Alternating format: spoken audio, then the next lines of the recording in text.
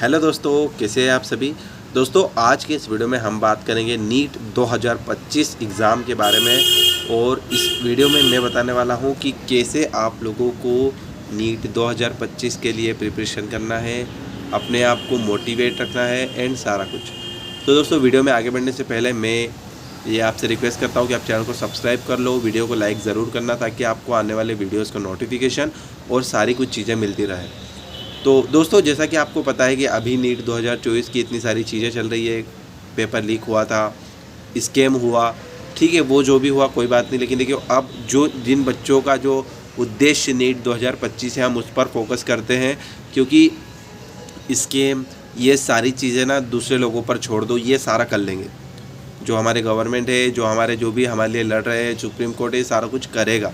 लेकिन जो नीट 2025 जिसका टारगेट है, उन्हें सिर्फ एग्ज़ाम पर ध्यान देना है, फालतू चीज़ों पर ध्यान नहीं देना है दोस्तों। क्योंकि अभी हमारे पास टोटल बचे हैं 9 से 10 महीने। अगले साल मई में एग्ज़ाम हो जाएगा। आपको क्या करना है मैं अब इस वीडियो में बता रहा हूँ। देखो, सबसे पहली बार शुरुआत से जब हम बेसिक से पढ़ते हैं तो शुरुआत में आपको बेसिक से पढ़ना है ना। सारी चीज़ों को थोड़ा समय लगेगा, बिल्कुल थोड़ा टाइम लो आप, है ना। अगर कोई सब्जेक्ट को 5 दिन भी लग रहे हैं ना, इजी टॉपिक को भी, तो करो, लेकिन करो उसे, है ना। और बहुत अच्छा करने की कोशिश करो, क्योंकि अभी हमारे पास टाइम काफ़ी है, लगभग 1 साल पूरा है। तो बेसिक से सारे कॉन्सेप्ट्स को पढ़ो, चाहे वो बायोलॉजी हो, फिज़िक्स हो, केमिस्ट्री हो। बायोलॉजी में भी आप अगर कोई चैप्टर आपको याद हो गया तो इसका मतलब ये नहीं कि आपको वो 100% याद हुआ है। आपने कुछ चीज़ें उसमें छोड़ी है तो आपको उसे भी आपका 100% देना है, ठीक है।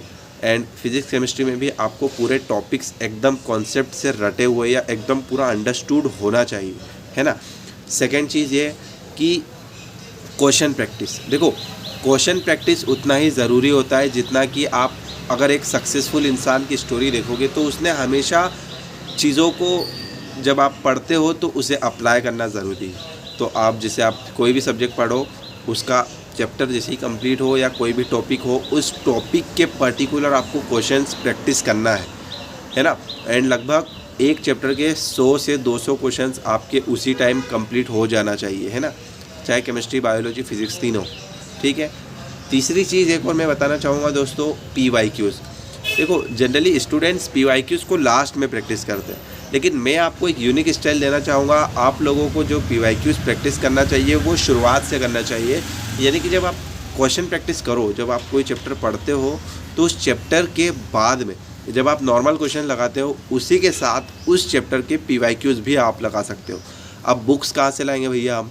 देखो, बुक्स का एक मैं ईजी आपको ट्रिक बताता हूँ। जैसे एलन के मॉड्यूल्स है, अगर आप कहीं से अरेंज कर सकते हो, जो एलन इंस्टीट्यूट है वहाँ के मॉड्यूल्स बहुत अच्छे होते हैं, है ना। ये मैं कोई प्रचार या कुछ कर नहीं रहा हूँ, है ना। मैं जस्ट कह रहा हूँ क्योंकि मैंने पर्सनली खुद ने एक नॉलेज लिया है कि आप एलन जो है वहाँ के क्वेश्चंस प्रैक्टिस कर सकते हो। उसमें PYQs भी रहते हैं वहाँ की बुकलेट्स में। आप उन PYQs को सॉल्व करके एक अपने आप का एक बेस बहुत अच्छा बना सकते हो तीनों सब्जेक्ट में। उसके बाद अगली चीज़ आती है कि आपको क्या पढ़ना है और क्या नहीं पढ़ना है, ठीक है। तो सबसे पहला तो अगर आप किसी इंस्टीट्यूट में जाते हो तो आपको सिर्फ इंस्टीट्यूट का मटेरियल ही पढ़ना है। जो आपके टीचर्स जो आपको पढ़ा रहे हैं, जो उनके नोट्स है, आपको वो चीज़ें पढ़ना है, ठीक है। आपको सिर्फ वही पढ़ना है। एंड उसके साथ में आपको पढ़ना रहेगा NCERT, चाहे वो बायो हो या केमिस्ट्री हो। फिज़िक्स का NCERT आप नहीं भी पढ़ोगे तो भी चल जाएगा। अगली चीज़ आती है NCERTs आपको अच्छे से पढ़ना है, बिल्कुल अंडरलाइन करके। और चाहो तो आप एक हाइलाइटर भी ले सकते हो जिससे आप हाईलाइट कर सकते हो, है ना। जिससे आप हाईलाइट करेंगे तो वो एक आपके सबकॉन्शियस माइंड में चीज़ आ जाएगी कि हाँ ठीक है, हमने इसे हाईलाइट किया है तो ये हमें याद रहने वाली है। एक चीज़ ये, तो आपको नोट्स पढ़ना है एंड आपके PYQs लगाना है, ठीक है। ये चीज़ होगी। अगली चीज़ आती है दोस्तों, आपको क्या करना चाहिए? टेस्ट देना चाहिए। देखो, बहुत सारे बच्चे क्या करते हैं, बहुत पढ़ते हैं, अच्छा पढ़ते हैं, लास्ट तक पढ़ते हैं, लेकिन क्या टेस्ट नहीं देते। तो दोस्तों, टेस्ट देना भी बहुत ज़्यादा ज़रूरी होता है। अगर आप तैयारी कर रहे हो, अगर आप खुद का एवेल्यूएशन करना चाहते हो, अगर खुद में मिस्टेक्स देखना चाहते हो कि मैं कहाँ मिस्टेक कर रहा हूँ, कहाँ मैंने गलतियाँ की है, तो आपको टेस्ट देना बहुत ज़रूरी है। एंड इवन सिर्फ टेस्ट देना नहीं, जो आपने टेस्ट दिया है उसका एनालिसिस करना भी उतना ही ज़रूरी रहेगा, क्योंकि आप अगर टेस्ट का एनालिसिस करोगे तो मैं 101% गारंटी दे सकता हूँ कि आप अगले टेस्ट में आपका स्कोर बूस्ट होगा, क्योंकि आप जो सिली मिस्टेक्स करते हो आप वो नहीं करोगे दोस्तों, है ना। ऐसा तो ये जो मैं बता रहा हूँ ये मेरे पर्सनल एक्सपीरियंसेस है। मैंने खुद ने नीट की तैयारियाँ की थी और मैंने क्या क्या मिस्टेक्स की थी जिसकी वजह से मेरा सिलेक्शन आज नहीं हुआ MBBS में, वही चीज़ें मैं आपसे शेयर कर रहा हूँ ना। आई थिंक ये चीज़ें आपको काफ़ी ज़्यादा हेल्पफुल होने वाली है। एंड एक और चीज़ मैंने जो पर्सनली हमेशा से फील की थी कि जो मेरे डाउट्स थे, चाहे वो बायोलॉजी में ही क्यों ना हो या छोटे से छोटे डाउट्स भी क्यों ना हो, मैंने अपने टीचर से नहीं डिस्कशन किए। मतलब कुछ ऐसे डाउट्स होते हैं ना जो हमें लगता है यार टीचर बोलेगा कि तुम्हें इतना नहीं आता, भाई ठीक है, ये एक जनरल ह्यूमन है ना, सबसे मिस्टेक्स होती है, सबको डाउट्स आते हैं। तो आपको अगर डाउट्स आ रहे हैं ना तो कोई बहुत बड़ी बात नहीं है, डाउट्स आ रहे हैं, अगर छोटा सा इजी भी डाउट आ रहा है आपको आपके टीचर के पास जाना है ना। बिल्कुल टीचर आपके समझाएंगे, आप उन्हें बताइए सर हमें ये प्रॉब्लम आ रही है, आप मैं इस प्रॉब्लम से कैसे छुटकारा पाऊँ प्लीज़ बताइए। इस तरह आप जब कहेंगे ना तो आपका टीचर खुद आपको आगे रह के बताएगा ऐसा। एंड डाउट्स क्लियर करना बहुत ज़रूरी है, मैंने आपको बताया। अगली चीज़ आती है दोस्तों रिवीजन, है ना। रिवीजन कितना ज़्यादा ज़रूरी होता है एक नीट एस्पायरेंट की लाइफ में, वो मुझसे ज़्यादा किसी को पता नहीं है, क्योंकि मैंने सिलेबस कवर कराया था, काफ़ी सारा सिलेबस कवर कर लिया था मेरे जो नीट जर्नी के टाइम पे, लेकिन रिवीजन पर मैंने उतना फोकस नहीं किया या उतना ध्यान नहीं दिया। तो मैं आप लोगों से रिक्वेस्ट करूंगा हाथ जोड़कर कि यार देखो रिवीजन करना बहुत ज़रूरी है। अगर आपने 5 बार भी सिलेबस कवर कर लिया, मतलब आपने चीज़ें रट ली, देख लिया, लेकिन लास्ट मोमेंट पे आपने अगर रिवीजन नहीं किया, चीज़ों को बार बार रिवाइज़ नहीं किया, तो आपको प्रॉब्लम आएगी। और अगर आपने रिवीजन कर लिया तो भाई गारंटी दे रहा हूँ आप बहुत बढ़िया सिलेक्ट हो जाओगे अगले साल, ऐसा है ना। ये चीज़ें रहने वाली है।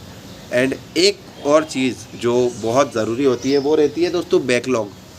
अगर आप किसी भी इंस्टीट्यूट में जाते हो जो घर से तैयारी कर रहे हैं या जो ऑनलाइन जो ऑफलाइन कोचिंग जाते हैं, सभी के साथ ऐसा होता है यार, कभी हम छुट्टी मार लेते हैं या कभी कहीं चले जाते हैं तो हमारा पीछे का इकट्ठा हो जाता है बैकलॉग।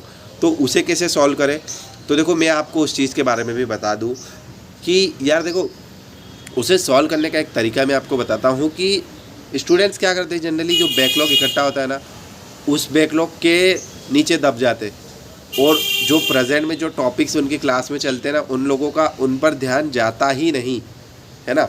और वो क्या करते हैं, सिर्फ अपने प्रेजेंट पर ध्यान नहीं देते, बैकलॉग पर ध्यान देते। यार मेरा पीछे का छूट गया, मैं कैसे करूँ, क्या करूँ।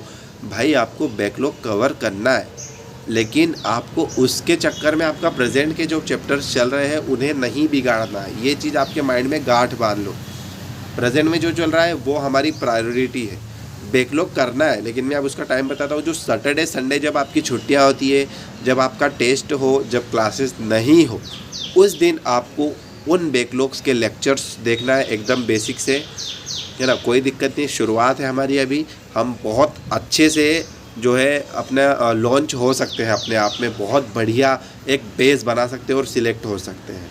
तो आपको जो है बैकलॉग सैटरडे संडे या कोई छुट्टी आती है वहाँ पर या डेली थोड़ा थोड़ा पोर्शन आपको कवर करना है, ताकि आपका बैकलॉग भी कवर हो जाएगा और आपका प्रेजेंट चलता रहेगा, है ना। इस तरह से आपको चीज़ें करना है। एंड एक और चीज़ जो होती है कंपटीशन।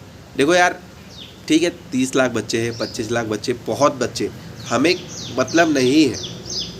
आज 1 लाख सीट्स है इंडिया में, तो आपको कितनी सीट चाहिए आप बताओ। एक ही सीट चाहिए ना आपको, तो भाई एक सीट पर फोकस करो। आप 30 लाख सीट पर फोकस मत करो कि हाँ इस साल नीट स्कैम हुआ है, अगले साल क्या होगा। यार देखो सिर्फ अपनी मेहनत पर ध्यान दो, फिज़िक्स पढ़ो, केमिस्ट्री पढ़ो और फिर बायोलॉजी पढ़ो, क्योंकि बायो सब शुरुआत में पढ़ते हैं। मैं कह रहा हूँ केमिस्ट्री फिज़िक्स शुरुआत में पढ़ो और मजबूत करो, बायो हो जाएगा, बायो में कोई प्रॉब्लम नहीं आती है। केमिस्ट्री फिज़िक्स पढ़ो, PYQs लगाओ, हार्डवर्क करो, मेहनत करो। देखो ये टाइम हमारा ऐसा है ना कि आप कर सकते हैं, है ना। तो यही टाइम है जब आप खुद को, अपनी फैमिली को एक इंस्पिरेशन बनाकर, आपको एक मोटिवेशन बना लो खुद में कि हाँ मेरी फैमिली के लिए मुझे करना है। नीट 2025 मेरा टारगेट है और इस टारगेट में आपका भाई निखिल आपके साथ रहने वाला है लास्ट तक, और हम लड़ेंगे, बिल्कुल लड़ेंगे लास्ट। नीट 2025 जब तक क्रैक नहीं होती मैं बिल्कुल, मेरा डेली वीडियोस आने वाले हैं, कुछ ना कुछ इन्फॉर्मेशन, कुछ ना कुछ मोटिवेशन, कुछ ना कुछ टिप्स आपके लिए लाते रहूँगा। थैंक यू वेरी मच दोस्तों। वीडियो अगर अच्छा लगा हो तो प्लीज़ चैनल को सब्सक्राइब करना, वीडियो लाइक ज़रूर करना और अपने फ्रेंड्स को शेयर करना जिन्हें एक्चुअल में इसकी ज़रूरत है। Thank you.